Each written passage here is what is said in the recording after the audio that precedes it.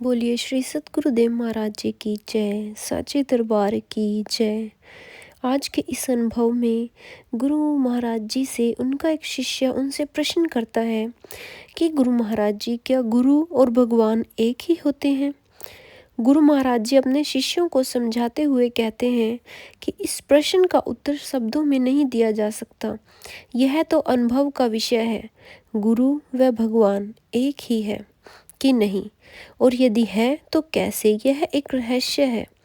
महाराज जी ने बताया कि जैसे एक विद्यार्थी है, वह जमा और गुणा के फॉर्मूले को नहीं जानता, वे संशय में पड़ जाएंगे, पर जमा और गुणा का गणित जानने पर वे तुरंत समझ जाएंगे कि यदि 3 और 3 को जमा कर दिया जाए तो 6 बनते हैं, और यदि 3 और 3 को गुणा कर दिया जाए तो वह 9 बन जाते हैं।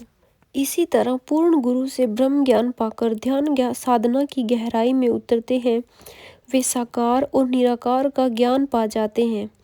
जान पाते हैं कि वह ब्रह्मा शक्ति जब साकार होती है तो गुरु कहलाती है, और जब निराकार होती है तो भगवान। सो मूल रूप से दोनों एक ही है। आगे एक और शिष्य गुरु महाराज जी से प्रार्थना करता है और गुरु महाराज जी से पूछता है कि गुरुदेव, आप तो दया निधान हैं, कृपा के सागर हैं, मुझ पर भी कृपा करो गुरुदेव, कृपा करो।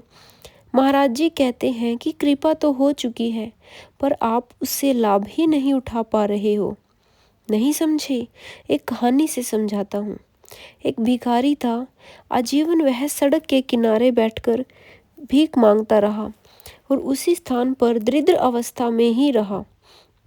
एक दिन उसने प्राण त्याग दिया, और उसकी मृत्यु के दिन जब कर्मचारियों ने किसी कारणवश उस स्थान की खुदाई की तो खोदने पर हैरान कर देने वाली सच्चाई सामने आई। वहां सोने और चांदी का अपार खजाना दबा हुआ था। अब आप ही सोचो, कितना अभागा था वह व्यक्ति जो खजाने पर बैठकर भी आजीवन भीख ही मांगता रहा। और इस तरह की भूल आप लोग कर रहे हैं। आपके भीतर प्रभु का अनंत साम्राज्य दिव्य खजाना दबा हुआ है, और हमने उस खजाने के स्थान पर आपको लाकर खड़ा कर दिया है, यानी आपका आज्ञा चक्र जागृत कर दिया है। साथ ही आपको खजाने के दर्शन भी करा दिए हैं, अर्थात ईश्वर का साक्षात्कार भी करा दिया है।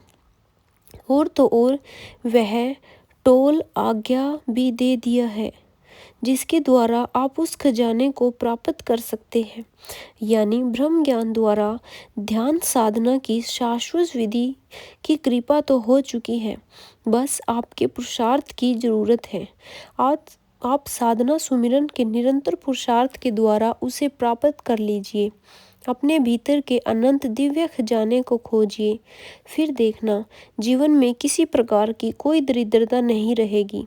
आप स्वयं को आंकन नहीं बल्कि अनुभव करेंगे। आगे एक और शिष्य गुरु महाराज जी से प्रार्थना करते हुए कहता है कि गुरु महाराज जी, कई बार मुझे ग्लानि होती है कि हम गृहस्थ शिष्य आपके विश्व शांति के लक्ष्य में कोई योगदान नहीं दे सकते। यह दायित्व तो केवल आपके समर्पित शिष्य ही उठा सकते हैं। गुरु महाराज जी उसको समझाते हुए कहते हैं, आपने ऐसा किस आधार पर सोचा? इस विश्व शांति के यज्ञ में तो आप सब शिष्य को अपना अपना योगदान बढ़ चढ़ कर देना चाहिए, फिर चाहे वह गृहस्थ शिष्य हो या फिर समर्पित प्रचारक। इसे एक उदाहरण के द्वारा समझिए। यदि लक्ष्य भेदना चाहते हो तो तीर अंदाज क्या केवल धनुष या केवल तीर से ही यह कार्य कर सकता है? नहीं, वह धनुष पर तीर चढ़ाकर जब निर्धारित लक्ष्य की ओर संधार करता है, तभी लक्ष्य भेदन होता है। और इसी तरह इस लक्ष्य पूर्ति में गृहस्थ शिष्य संगत धनुष के समान है, और प्रचारक तीर के मंदिर। आप दोनों के यथाशक्ति संजोग से ही हम विश्व शांति के लक्ष्य का भेद कर पाएंगे, केवल किसी एक के सहयोग से नहीं। आगे गुरु महाराज जी से प्रश्न पूछते हैं एक शिष्य कि महाराज जी, काफ़ी सालों से मैंने ना ही साधना और ना ही सेवा, ना ही सुमिरन और ना ही सत्संग सुना। दुनिया के झंझट में ऐसा उलझा कि इस मार्ग से बिल्कुल ही दूर हो गया। लेकिन कुछ दिन पहले मुझे अपनी भूल का एहसास हुआ। तब से मुझे डर सता रहा है कि कहीं मेरा ज्ञान नष्ट तो नहीं हो गया है।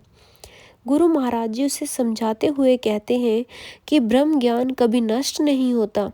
आपने तो ठीक उस व्यक्ति जैसी बात कर दी जो घर के बाहर धूप में बैठा था और अचानक उसे कोई काम याद आया और वह अपने घर के भीतर चला गया। घर के सारे खिड़की दरवाजे बंद थे। इसी कारण सूर्य की किरणें घर के भीतर प्रवेश नहीं कर पा रही थी, यानी कि घर में बिल्कुल अंधेरा था। अब वह व्यक्ति शोक करने लगा, हाय सूर्य नष्ट हो गया, उसका प्रकाश लुप्त हो गया। पर वास्तव में ऐसा कुछ नहीं हुआ था। वह सूरज के प्रकाश को छोड़कर अंधेरे कमरे में यहाँ बैठा था। इसी तरह आप भी ब्रह्म ज्ञान के प्रकाश को छोड़कर मोह माया के अंधकार में चले गए और अब आप सोच रहे हैं कि ज्ञान नष्ट हो गया है। ऐसा कुछ नहीं है। जरूरत है तो बस इतनी कि आप माया व ज्ञान के अंधेरे जगत से बाहर आइए, ध्यान साधना में बैठिए, फिर आपको अपने अंत में ज्ञान रूपी सूर्य उदित होता हुआ मिलेगा। एक और शिष्य गुरु महाराज जी से प्रार्थना करता है कि गुरुदेव, आपको कैसे शिष्य पसंद है। गुरु महाराज जी उसको समाधान देते हुए कहते हैं कि अपने मृकट न्याय और विडाल न्याय के बारे में सुना है।